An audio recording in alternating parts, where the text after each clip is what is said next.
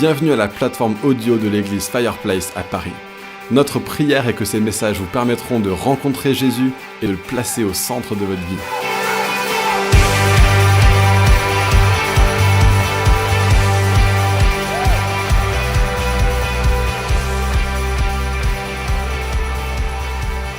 Et ce qui se passe, c'est que pendant les 4 prochaines semaines, on va prendre un temps où on va parler vision. Où on sent maintenant qu'on a vraiment une équipe de leadership qui est stable et qui arrive à bien fonctionner ensemble. On a pris nos marques, on a pris nos repères. Et donc avec Manu et Emma, Nikki et Gemma et Rebecca et moi, on est en train on a pris un temps pour juste dire « Seigneur, quelle est la vision que tu nous donnes en tant qu'Église ? Où est-ce qu'on va en fait ? Où est-ce qu'on va ?» Et je pense que c'est important de savoir le définir. C'est important de savoir le définir parce que finalement, il y aurait tellement de choses qu'on pourrait faire. Hein, les possibilités sont illimitées, sont infinies, mais la question qui se pose toujours, c'est « Dieu, toi, qu'est-ce que tu veux qu'on fasse ?» Alors, ce qu'on va faire pour vraiment juste bien présenter la vision, on a avec Manu et puis ensuite en associant aussi le reste de l'équipe de responsables, on s'est dit que ce serait bien quand même d'avoir une petite phrase qui nous permette de rêver grand, qui nous permette de voir et de dire dans l'avenir où est-ce qu'on va, vers quoi est-ce qu'on se dirige, vers quoi est-ce qu'on s'oriente. Et est-ce qu'on peut juste afficher cette phrase ? J'estime pas qu'elle soit parfaite. Elle a quand même le mérite d'exister et je pense qu'il y a quand même une grande valeur dedans parce qu'elle va nous servir et elle va nous guider au cours des 3 prochains dimanches. Alors, ce qui se passe, c'est que quand on fait une phrase comme ça, l'idée, c'est de ne pas parler réaliste. D'accord ? On n'était pas en train de se dire réalistement qu'est-ce qu'on peut accomplir. Parce que la réalité, c'est que nous servons le Dieu de l'impossible. Amen. Ça, c'était très petit, ça. On sert le Dieu de l'impossible. Ok, s'il a pu ressusciter Jésus d'entre les morts, il peut apporter le réveil en France, il peut restaurer des vies brisées, il peut changer une société tout entière. Et donc, on a toute raison de rêver grand. Donc, si les grandes entreprises, les grandes sociétés font des grands ordres de mission, eux, ils le font sans s'appuyer sur le Dieu de l'univers. Nous, on peut faire ça, mais en s'appuyant sur celui qui peut tout faire.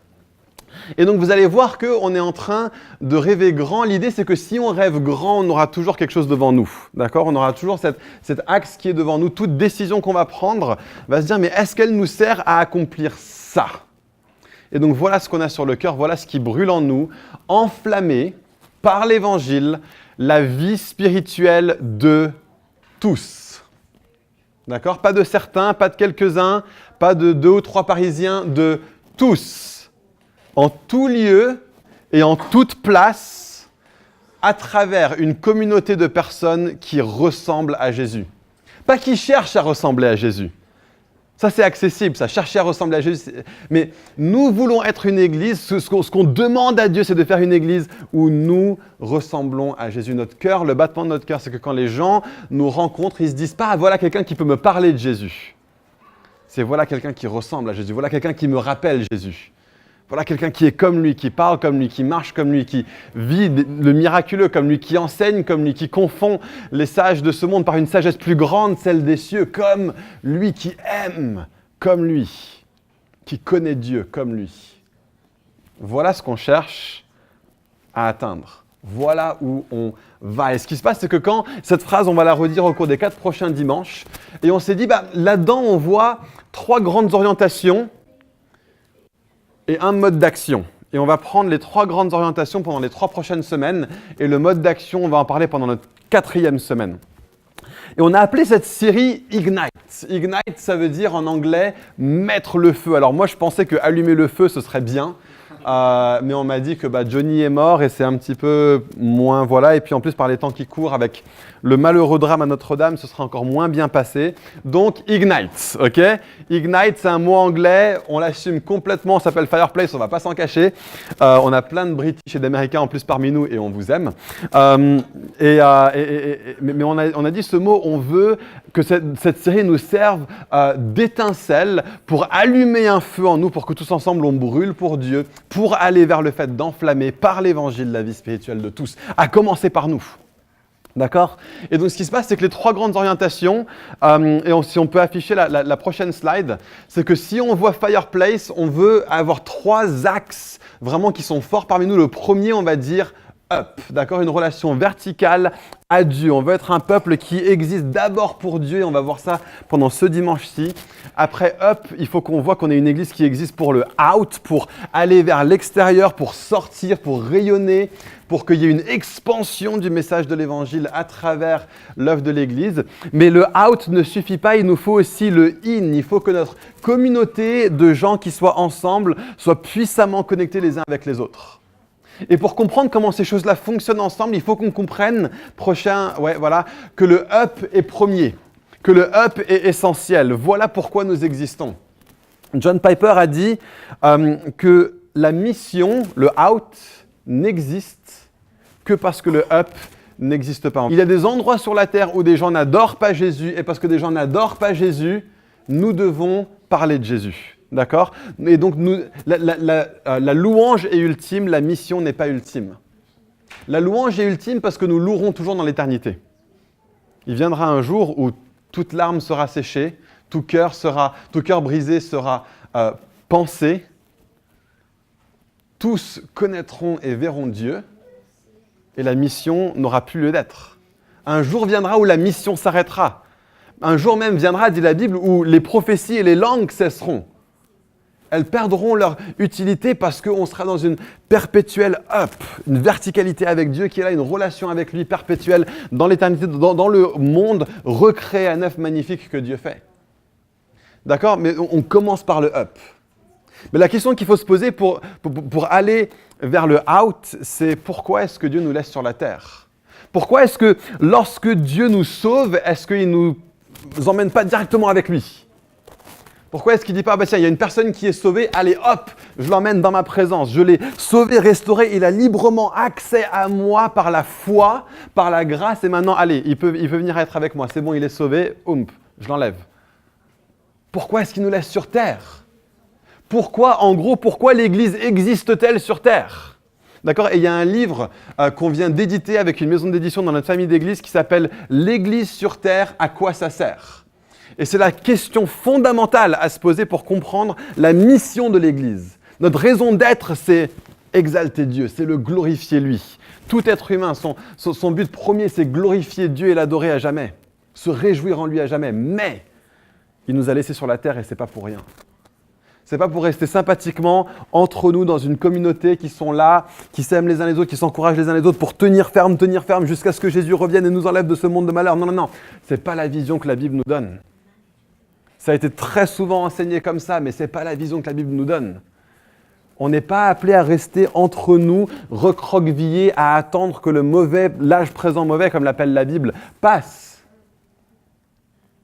On est dans ce monde pour atteindre le monde. Pourquoi Dieu nous a-t-il laissés sur terre? L'Église sur terre, à quoi ça sert? Ça sert à la mission. Si nous ne sommes pas une Église en mission, on est une Église qui ne sert pas les projets de Dieu que lui a prévus pour l'Église sur la terre. C'est d'ailleurs une façon même d'exalter Dieu, de glorifier Dieu. Nous glorifions Dieu sur la terre en disant au monde à quel point il est merveilleux. Donc une façon de vivre le up ici sur la terre, maintenant dans l'âge présent dans lequel nous vivons, c'est d'être une Église qui est en mission. Manu va parler de ça la semaine prochaine. Et donc, est-ce qu'on va simplement être des gens qui sont tous en train de parler de Jésus autour d'eux? Non, il y a quelque chose en plus.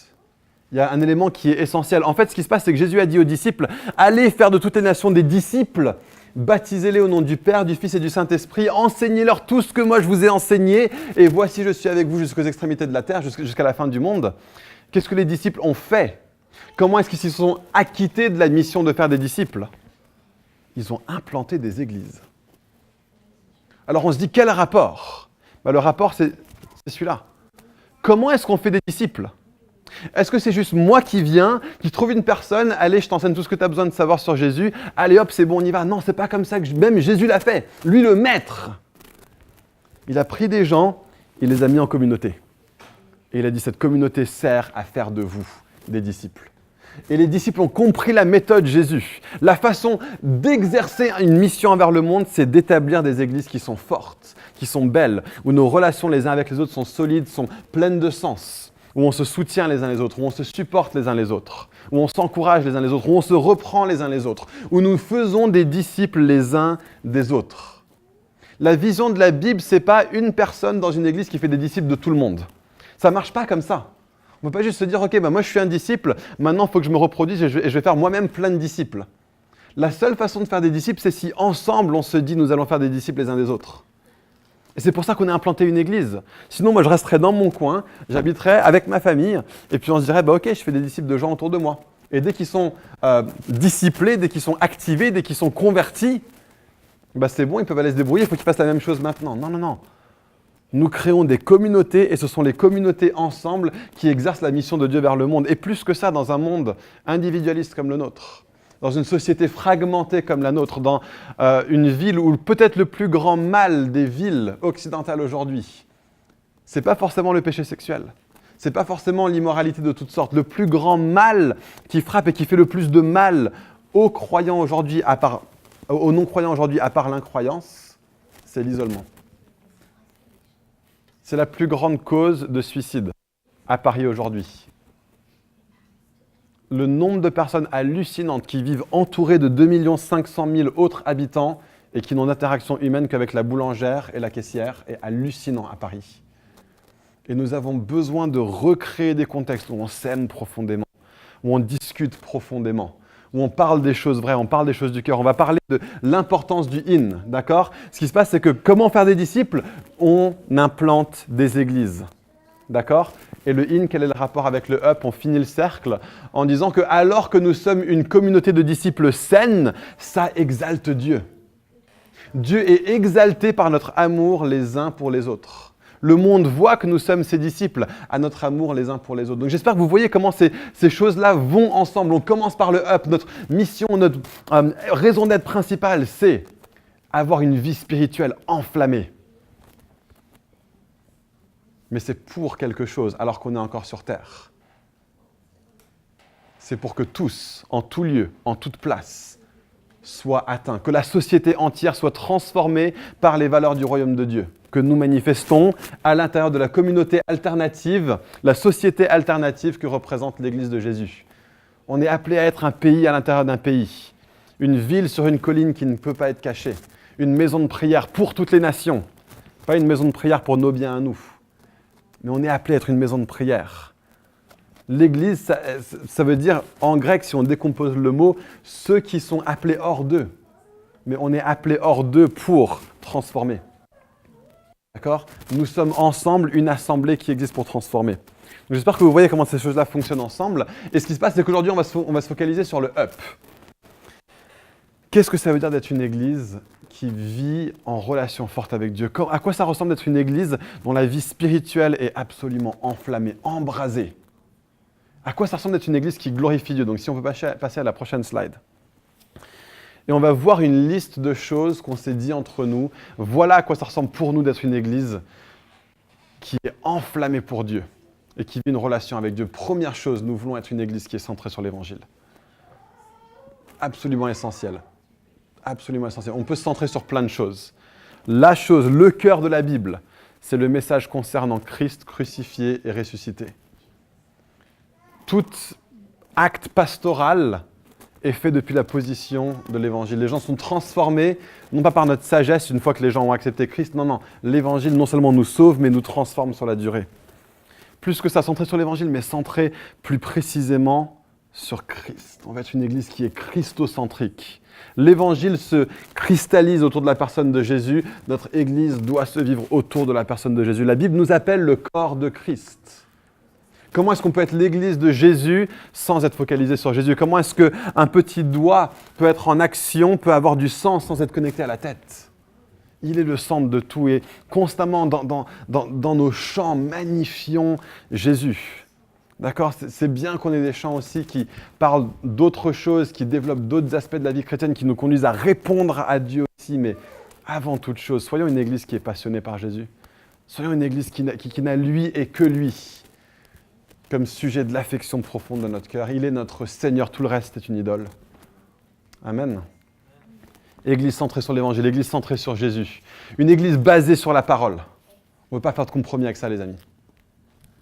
Toute vérité certaine se trouve dans la Bible. Tout le reste est sujet à débat.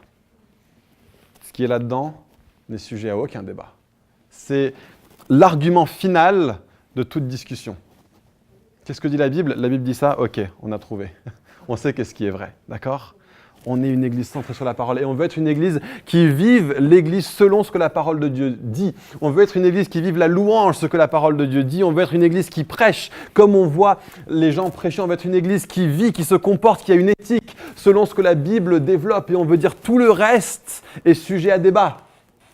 Et si c'est en contradiction avec la Bible, alors c'est en contradiction avec Dieu. Et si c'est en contradiction avec Dieu, alors c'est faux. Il y a une ligne qui est extrêmement claire là-dedans. On est une église basée sur la parole de Dieu. Pas seulement ça, on est une église qui est vivante par l'Esprit, qui est remplie de l'Esprit. Une église qui cherche à chaque fois à dire « Saint-Esprit, tout ce que je vois dans la Bible, je suis incapable de le faire par moi-même. » C'est l'Évangile qui me le dit d'ailleurs. Je suis né dans mon péché, je n'ai été sauvé que par grâce. Je ne vais pas arriver à vivre la vie chrétienne par mes forces, j'ai besoin du Saint-Esprit. Et le Saint-Esprit vient, il te donne sa puissance, il t'accorde ses dons, il te fait porter son fruit. L'esprit de communion te met en relation avec le Père, il te fait crier « Abba, Père ». Tu sais que tu es adopté par Dieu lorsque tu es rempli du Saint-Esprit, tu es rempli de courage pour témoigner. Vous recevrez une puissance sur vous lorsque l'Esprit viendra sur vous et vous serez mes témoins. Si on veut être une église de témoins, si on veut être une église qui vive le out, impossible, sans une relation forte avec le Saint-Esprit.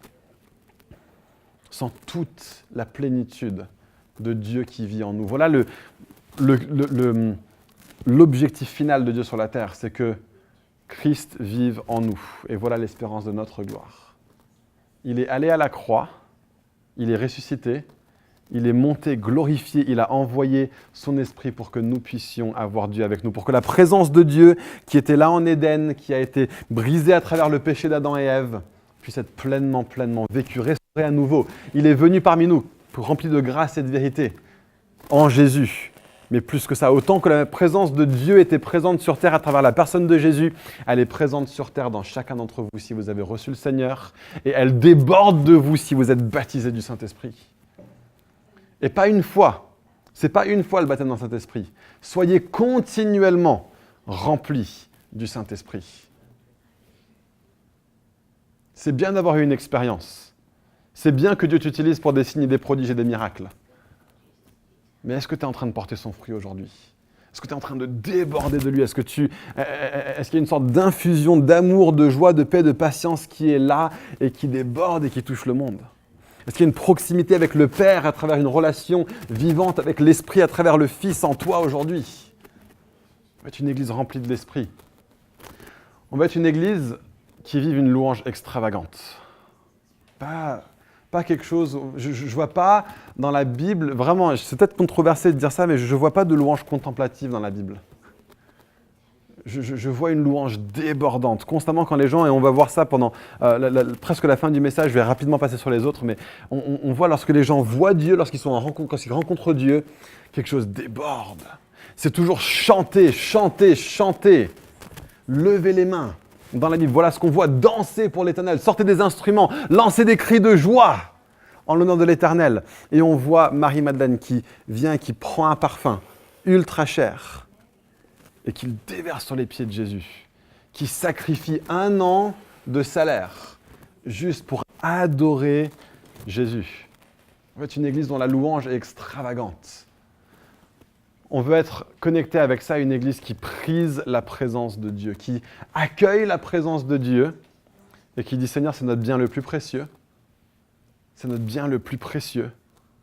Et on ne veut rien faire qui offense ton esprit. On veut aller là où tu nous emmènes. On veut être une église qui vive ce truc le plus extraordinaire du monde, d'avoir Dieu avec nous, quoi.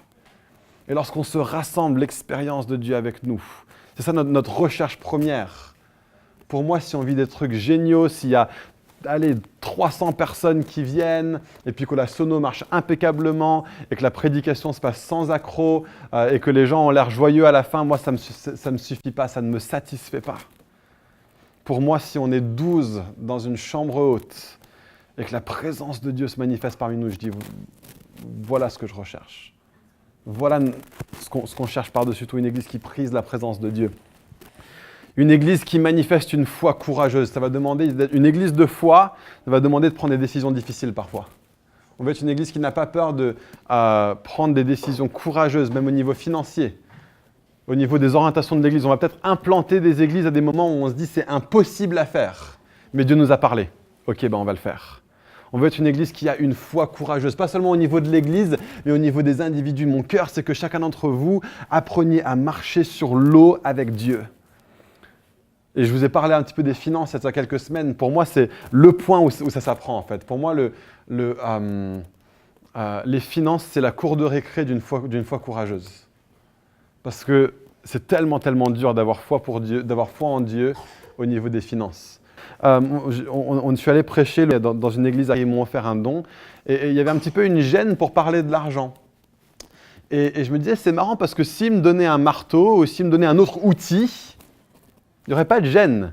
Mais dès qu'on est en train d'échanger de l'argent, il y a un petit peu de gêne. Même parfois ici, quand on est en train de dire aux gens, voilà, on peut passer le panier des offrandes, je sens que la personne qui le dit, il y a un petit peu une gêne à parler de ça. Il n'y a pas lieu d'être.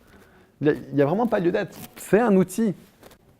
C'est une bénédiction de la part de Dieu qui est bonne et qui sera là aujourd'hui, qui ne sera pas là demain, qui va se rouiller, qu'on n'emmènera pas avec nous dans l'éternité. Et c'est là-dedans, comme ça a tellement une attache sur notre cœur. C'est ça aussi que Dieu veut utiliser pour nous enseigner à vivre une foi courageuse. Mais une fois qu'on a appris à faire ça avec les finances, il va nous conduire à le faire avec d'autres choses. À entreprendre des projets qui seraient impossibles humainement. Vraiment. Personnellement, vous allez le faire. En tant qu'église, on va le vivre. On va être une église qui vive une foi courageuse. Une église qui dépend de la prière. Tout ce qu'on fait, on ne le fera pas sans la puissance de Dieu. Et par la prière, nous accédons à la puissance de Dieu. Nous accédons à la bénédiction de Dieu à travers la prière. La prière, il y a un gars, je ne sais plus qui a dit ça, mais la prière, c'est de la faiblesse qui s'appuie sur de l'omnipotence. Quand tu pries, tu es en train de dire « je ne peux pas le faire moi-même ». Mais je sais que toi, tu peux le faire. Demandez-moi. Et Jacques dit « vous n'avez pas parce que vous ne demandez pas. Nous voulons être une église qui a. » Alors soyons une église qui demande. Et lorsqu'on est une église qui demande, on devient une église qui dépend de Dieu. On devient une église qui apprend l'humilité. C'est bien de tout faire par ses propres forces. Il y a un moment donné où on se rend compte que dans l'œuvre de Dieu, on ne peut rien faire par ses propres forces. Rien. J'ai essayé pendant tellement longtemps, mes premières années de ministère, je ne sais pas si je vous l'ai déjà raconté, mais c'était vraiment la catastrophe en fait. Je me disais que j'allais pouvoir être un responsable de jeunes génial parce que j'étais jeune et que je savais parler. Les jeunes ne m'ont pas du tout accueilli, quoi. C'était la catastrophe. Et ensuite, je commençais à prendre la responsabilité de rassemblement de jeunes. Et puis, alors que je prends la responsabilité du truc, il y a de moins en moins de personnes qui viennent. Et je commence à me dire, waouh, qu'est-ce qui se passe, quoi. Et je dis à Dieu, mais qu'est-ce qui se passe? Je croyais que tu m'avais appelé. Il m'a dit, Nathan, et si toi, tu me parlais des choses dans lesquelles tu es impliqué?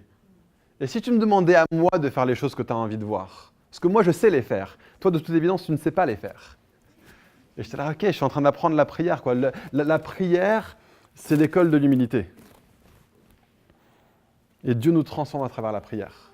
Et Dieu agit en réponse à la prière. C'est quelque chose d'extraordinaire à voir. Foi courageuse dépendant de la prière. Au-delà de ça, on va être une église qui est guidée prophétiquement. D'accord ? Remplie de l'esprit, avec une foi courageuse. On veut avancer, vivre des grandes choses, mais seulement les choses desquelles Dieu nous a parlé. Quand on a commencé à demander à Dieu, Seigneur, est-ce que tu es en train de nous parler d'implanter une église ?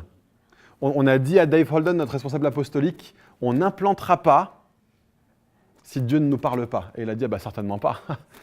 C'est Jésus qui bâtit son église. Pourquoi est-ce que tu implanterais une église que Jésus n'est pas en train de bâtir? Ce serait de la folie. On veut être une église qui est dirigée prophétiquement. On veut recevoir de la part de Dieu les directives que lui veut pour cette église. On croit qu'on a reçu déjà des choses prophétiquement. On va les partager au cours de cette série, surtout le 4e dimanche. Mais on veut seulement aller là où Dieu nous dit d'aller. On veut être dirigé prophétiquement. Et un truc que je chantais pendant la louange, c'est que Dieu veut nous entraîner dans une saison collectivement en tant qu'Église, où on est tous appelés à entendre Dieu pour Fireplace. Alors qu'on suit cette série Ignite, demandez à Dieu, Seigneur, stratégiquement, qu'est-ce que tu veux faire avec nous? Qu'est-ce que tu veux qu'on fasse? On va continuer à se réunir, on va continuer à s'aimer, on va continuer à être dans la parole, on va continuer à demander la présence de ton esprit. Mais où est-ce que tu veux qu'on aille? Et si vous recevez quelque chose, la Bible dit apportez-le. D'accord? Lorsque vous êtes rassemblés, l'un aura une parole prophétique, une parole de connaissance. La raison pour laquelle c'est bien de l'apporter quand on est tous rassemblés, c'est comme ça on peut l'évaluer les uns et les autres. D'accord ? C'est bien d'envoyer un mail aux responsables, mais c'est mieux encore de le partager quand toute l'Église est rassemblée. Je sais que ça demande de prendre un pas de foi, mais un petit peu, on est appelé à ça, d'accord ? Soyons une Église, peut-être si vous avez une image, Dieu vous parle de quelque chose. Partagez-le, on a besoin de l'évaluer ensemble et d'entendre ensemble où est-ce que Dieu nous entraîne en tant qu'Église. Comment est-ce qu'il veut que nous, en pratique, on soit une Église qui allume une flamme, qui enflamme par l'Évangile la vie spirituelle de tous, en tout lieu et en toute place, à travers une communauté de personnes qui ressemblent à Jésus. Comment en pratique est-ce que Dieu veut qu'on le fasse ? On veut être une Église qui est guidée prophétiquement, comme dans les Actes des Apôtres. Acte 13. Ils sont réunis les responsables, le Saint-Esprit leur parle, mettez à part Saul et Barnabas, on ne discute pas. Dieu l'a dit, on y va. On veut être une Église qui est dirigée comme ça, qui est guidée comme ça. Pas par les bonnes idées des responsables, mais par Dieu qui nous parle. Et ça conduit à être une Église, pour le résumer, est une Église dont la relation personnelle avec Dieu et la relation même collective avec Dieu est riche et profonde. Voilà ce à quoi on aspire. Voilà ce que nous chercherons en tant que responsables à former en vous. Et plus que ça, on va le voir au cours des prochaines semaines, nous voulons vous enseigner aussi à conduire d'autres personnes à rentrer là-dedans. Toutes ces choses, ce n'est pas seulement pour les leaders de les vivre et tous les autres à observer. C'est même pas seulement pour les leaders de les vivre et d'entraîner tout le monde à rentrer dedans. C'est pour que tout le monde rentre dedans et qu'on entraîne toutes les personnes nouvelles qui se rejoignent à la communauté à eux aussi rentrer dedans. Et ce n'est pas que le rôle des responsables de faire ça. C'est tous ensemble, nous sommes des chrétiens avec une relation personnelle avec Dieu qui est riche et qui est profonde et qui entraîne les autres, eux aussi, à développer une relation personnelle avec Dieu qui est riche et qui est profonde. Et pour ça, j'ai envie... Ouais, j'ai quand même un petit peu de temps encore, c'est bien. J'ai envie de prendre le temps de juste regarder un texte. Et puis, il y a plein de slides qu'on va passer quand même. Mais on va quand même regarder ce texte. C'est Genèse 28, pas Genèse 27. Genèse 28 à partir du verset 10 et jusqu'au verset 22. Je vais le lire, vous pouvez prendre vos Bibles avec vous si vous l'avez, je n'ai pas le texte sur l'écran. Donc Genèse 28 à partir du verset 10. Jacob partit de Beer-Shéba et prit la direction de Charan. Arrivé à un certain endroit, il y passa la nuit, car le soleil était couché. Il prit une pierre dont il fit son oreiller, et il se coucha à cet endroit. Il fit un rêve. Une échelle était appuyée sur la terre, et son sommet touchait le ciel. Des anges de Dieu montaient et descendaient par cette échelle. L'Éternel se tenait au-dessus d'elle et il dit « Je suis l'Éternel, le Dieu de ton grand-père Abraham et le Dieu d'Isaac. La terre sur laquelle tu es couché, je te la donnerai, à toi et à ta descendance. Ta descendance sera pareille à la poussière de la terre. Tu t'étendras à l'ouest et à l'est, au nord et au sud, et toutes les familles de la terre seront bénies en toi et en ta descendance. Je suis moi-même avec toi. Je te garderai partout où tu iras et je te ramènerai dans ce pays, car je ne t'abandonnerai pas tant que je n'aurai pas accompli ce que je dis. » Jacob se réveilla et se dit « C'est certain, l'Éternel est dans cet endroit et moi je ne le savais pas. » Il eut peur et il dit « Que cet endroit est redoutable. C'est ici que se trouve la maison de Dieu. C'est ici que se trouve la porte du ciel. » Jacob se leva de bon matin. Il prit la pierre dont il avait fait son oreiller et en fit un monument et il versa de l'huile sur son sommet. Il appela cet endroit Béthel. Mais la ville s'appelait auparavant Luz. Jacob fit ce vœu. Si Dieu est avec moi et me garde pendant mon voyage, s'il me donne du pain à manger et des habits à mettre, et si je reviens dans la paix chez mon père, alors l'Éternel sera mon Dieu. Cette pierre dont j'ai fait un monument sera la maison de Dieu, et je te donnerai la dîme de tout ce que tu me donneras. Alors qu'est-ce qui se passe ici, très rapidement ? On a Jacob qui est en train de fuir son frère. Et il se retrouve dans le désert, il est tout seul.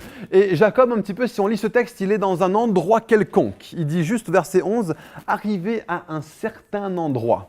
Okay, c'est un endroit qui est quelconque. Mais pas seulement ça, c'est un moment qui est banal. D'accord ?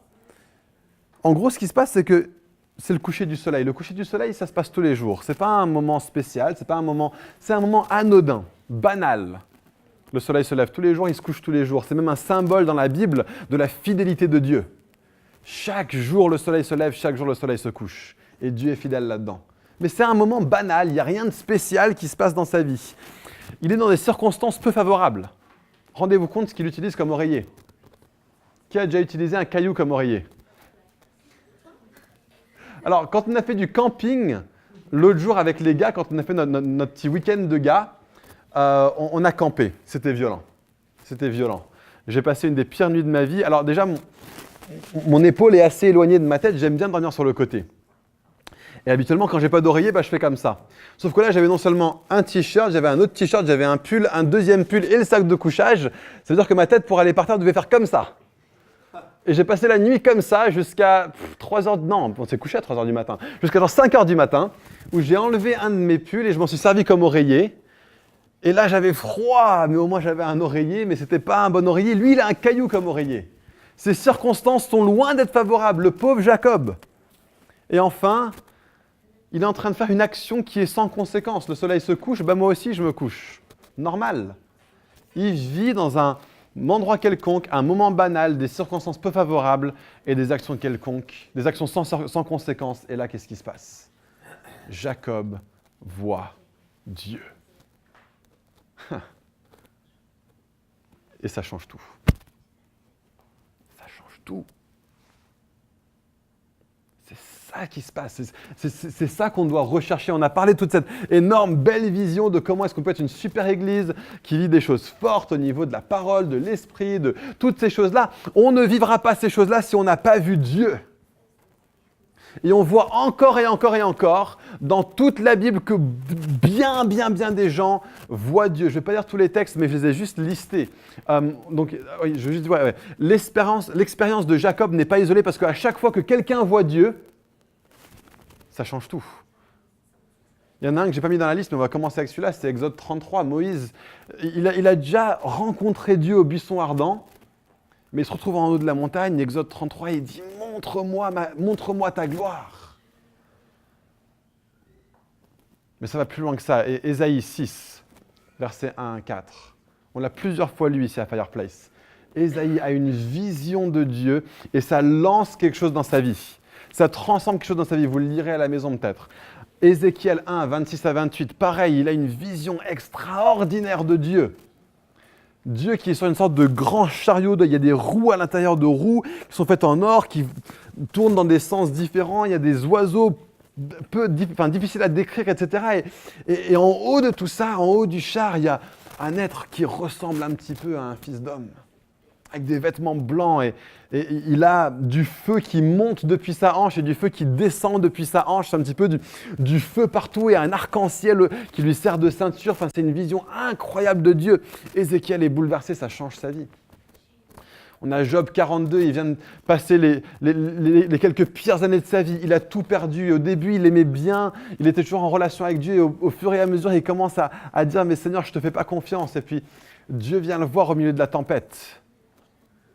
Et d'un seul coup, alors que Job a vu Dieu, ça change tout. Il avait expérimenté le décès de sa femme, le décès de ses enfants. Son corps était rempli d'une maladie extrêmement difficile à vivre. Ses amis étaient en train de lui donner les pires conseils du monde, en train de le juger, de lui pointer du doigt, de dire « si tu souffres, c'est de ta faute ». Comment est-ce que Job trouve la résolution à tout ce qui lui arrive? Il voit Dieu. Il voit Dieu, il dit « mes oreilles avaient entendu ». Ouais, j'avais entendu parler de toi, j'ai écouté beaucoup de prédications, mais maintenant mes yeux t'ont vu. Et quand vous prenez ces textes, vous pouvez voir, vous pouvez dire avec ces textes, maintenant mes yeux t'ont vu, nous voulons être un peuple qui voit Dieu, plus encore. Jean 1, verset 14. C'est pas seulement dans l'Ancien Testament que ça se passe. Ça trouve une cristallisation plus forte dans la vie et le ministère de Jésus. Jean dit dans Jean 1, verset 14, nous avons vu la gloire de Dieu. Gloire comme celle du Fils unique venu du Père. Nos yeux ont contemplé sa gloire. Voilà notre espérance en tant qu'Église. Voilà ce qu'on cherche à vivre. Tout est centré, tout ce qu'on vit est centré autour de ça. Les chants de louange qu'on choisit, les choses qu'on décide d'enseigner, tout ce qu'on cherche à vivre en tant qu'Église, les brunchs pour les femmes, les week-ends de gars, tout ça, c'est nous avons contemplé sa gloire. Voilà notre soif, notre désir. Et des gens ont vu Jésus. Qu'est-ce qui se passe quand les gens voient Jésus? On a Zachée, Luc, chapitre 19, versets 1 à 8. Il voit Jésus, sa vie est transformée. C'était un voleur, c'était un escroc. Tout ce qu'il avait volé, il rend l'argent et plus encore. C'est pas juste, ah ouais, je me repens de mes péchés, j'arrêterai de voler. C'est tout ce que j'ai fait avant, je le rends aussi. Sa vie est transformée par le fait d'avoir vu Dieu. On a aussi Marie, dans Marc 14, versets 3 à 9. Elle voit Jésus et elle prend son parfum le plus précieux, 1 an de salaire. Elle le dépose à ses pieds, elle le brise sur les pieds de Jésus. Elle dit, ma vie est transformée, mes actions sont bouleversées parce que j'ai vu Dieu. Et la Bible finit sur une expérience similaire. Jean, qui connaissait Jésus, il a posé sa tête sur son torse pendant le dernier repas. Il était le disciple que Jésus aimait. Il faisait partie des 3 les plus intimes avec Jésus. Il le connaissait. Il pouvait sans doute reconnaître l'odeur de sa barbe et reconnaître le son de sa voix. Il était extrêmement proche de Jésus, intime avec lui. Il le connaissait dans la vie terrestre. Mais dans Apocalypse 1, 12 à 18, Jean voit Jésus. Avec ses yeux comme des flammes. Ses pieds faits d'un bronze en train de brûler avec une grande toche blanche et une ceinture en or autour de la poitrine. Une voix comme celle des grandes eaux, une épée à double tranchant qui sort de sa bouche, des cheveux blancs comme la laine, et Jean tombe à terre comme mort devant ce Jésus qu'il avait côtoyé de son vivant. Mais voilà qui est Dieu. Voilà celui que nous voulons voir, voilà celui que nous voulons rencontrer. Et si nous voyons Dieu, ça change tout. Regardez ce qui se passe dans la vie de Jacob. On revient à Genèse 28. Ces circonstances quelconques, l'endroit quelconque devient un endroit significatif. Il dit, Dieu est en ce lieu et je ne le savais pas. Et on peut juste être une église qui se rassemble, qui vit des choses sympas, on s'aime les uns les autres, on est engagés les uns envers les autres, on se dit salut, bon dimanche, bonne semaine, à bientôt, ciao, tchuss, et puis bye. Mais ce que Dieu veut, c'est qu'on puisse dire Dieu était en ce lieu et je ne le savais pas. Ce que je veux, c'est que les gens qui viennent parmi nous, que ce soit dans un rassemblement le dimanche ou dans quelque autre contexte où des gens de Fireplace sont là, ils puissent se dire Dieu est en ce lieu et je ne le savais pas. Mon cœur, c'est que tu puisses te trouver au bureau et qu'une personne puisse venir te voir dans ton bureau et la personne puisse se dire Dieu est en ce lieu et je ne le savais pas. Voilà ma vision pour vos vies. Voilà ma vision pour mon travail. Que quand des gens viennent chez vous, vous les invitez à prendre l'apéro, c'est la fête des voisins, ils rentrent chez vous. Dieu est en ce lieu et je ne le savais pas. Et pour vous aussi, que vous commenciez à vous rendre compte que le Saint-Esprit vit en vous. Peut-être que tu n'es pas conscient de la présence de Dieu en toi maintenant. Mais Dieu est en toi et tu ne le savais peut-être pas. Ta vie à toi, ton corps à toi est le temple du Saint-Esprit. Lorsque tu vois Dieu, tu te rends compte que tu es dans sa présence et sa présence vaut mieux que tout. Et ça change tout. Ça transforme tout. Soyons une église qui voit Dieu, qui contemple sa gloire. C'était la soif de David. J'ai un désir, une chose que mon cœur désire, c'est de vivre dans la maison de l'Éternel tous les jours de ma vie, de voir sa gloire au milieu du sanctuaire. Et là, je serai rassasié. Là, je serai rassasié. Psaume 63. Donc son endroit devient un temple. Il l'appelle Bethel, la maison de Dieu. Mais pas seulement ça, le moment dans lequel il vivait. Avant, c'était juste, le coucher du soleil.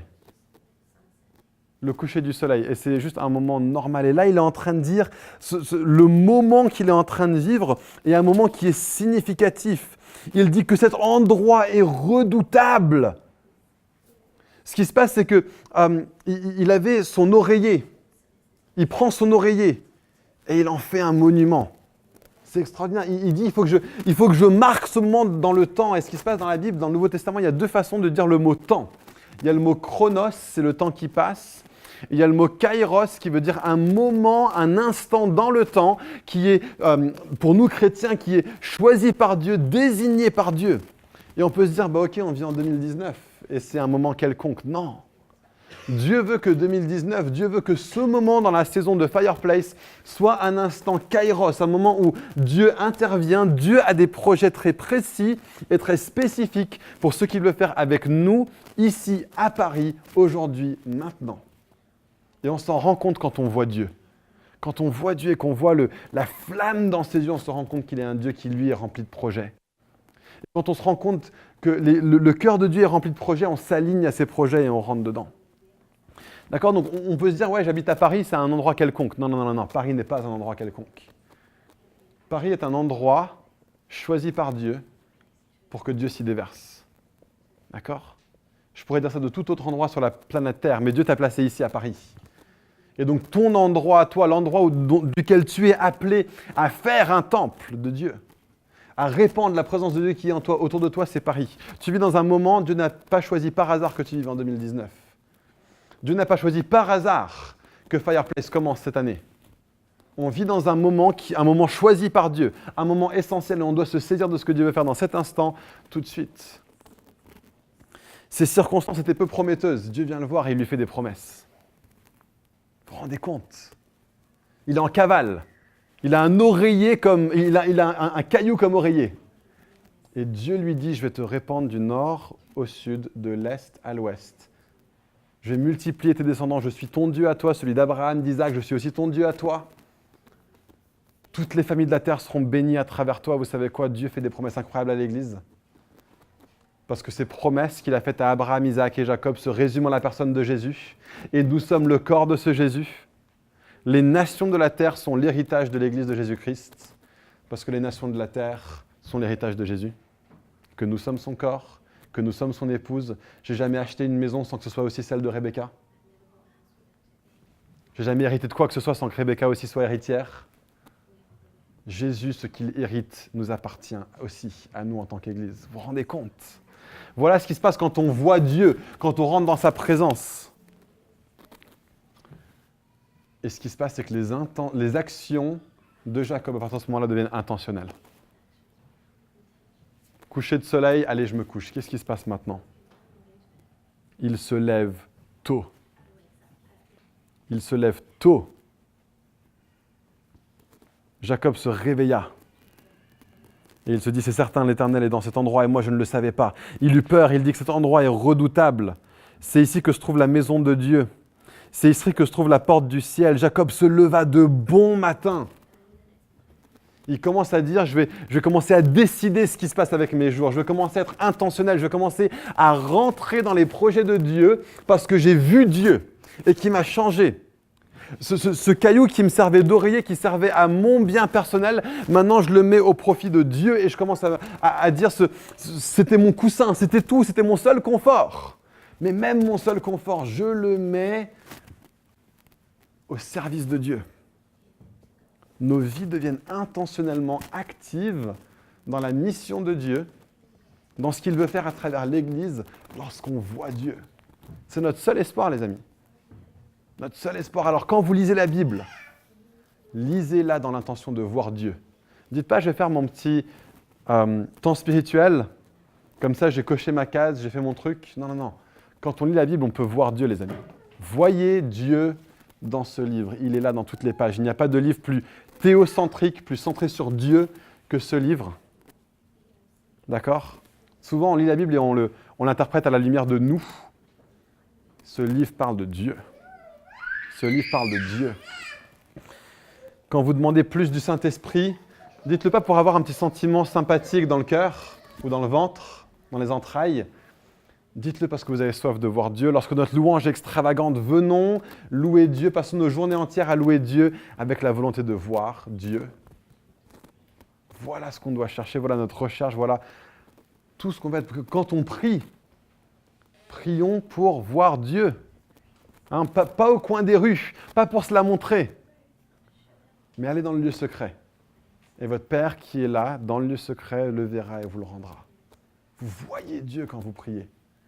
dans toutes ces choses, cette vie spirituelle, riche, personnelle, cette vie enflammée à travers le message de l'Évangile. L'Évangile est un bien si précieux parce que par l'Évangile, on voit Dieu. Jésus est si précieux parce qu'il est la gloire et le reflet de Dieu. Nous voulons être une église qui voit Dieu, qui contemple Dieu, qui est centrée sur lui, qui est épris de Dieu.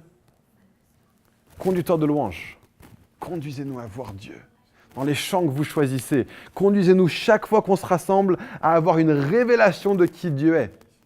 Et si vous êtes là et que vous ne faites pas partie du groupe de louanges, mais vous voulez aider les gens à avoir une révélation de qui Dieu est, lisez un psaume à haute voix, priez une prière de louange, qu'à chaque fois qu'on se réunisse, on puisse en ressortir en disant « J'ai vu Dieu ». Voilà notre cœur. Et ça change tout, les amis. Ça change tout. C'est le début de notre série Ignite, c'est le début de notre série Vision. Mais que notre vision, avant toute chose, c'est pas ce que Dieu veut faire à Fireplace. Que notre vision, avant toute chose, ce soit de voir Dieu. Amen. Merci d'avoir suivi ce message audio enregistré à l'église Fireplace à Paris. Pour en savoir plus sur nous et nos activités, retrouvez-nous les dimanches matins, 10h30, au 78 rue de Sèvres à Paris, ou bien sur notre site internet églisefireplace.com.